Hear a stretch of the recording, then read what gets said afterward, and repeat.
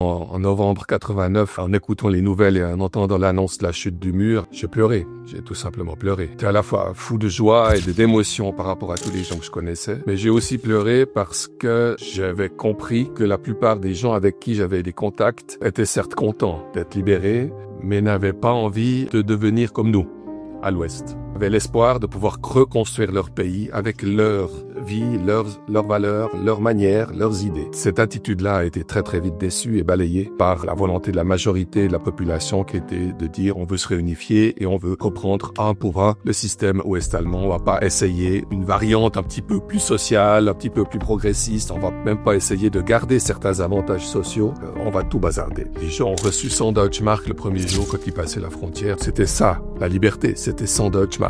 Et beaucoup de gens ont été humiliés, mais profondément humiliés d'être traités de la sorte. Ils voulaient la liberté, mais ils voulaient pas l'aumône. Et cette attitude-là, elle a créé beaucoup de dommages psychologiques dans la population et d'une deuxième humiliation, je dirais. Ils ont été perdants parce qu'ils ont été du côté du régime communiste, par hasard, géographiquement. Mais au moment où on les libère de ça, ils sont à nouveau perdants parce qu'on les écoute de nouveau pas.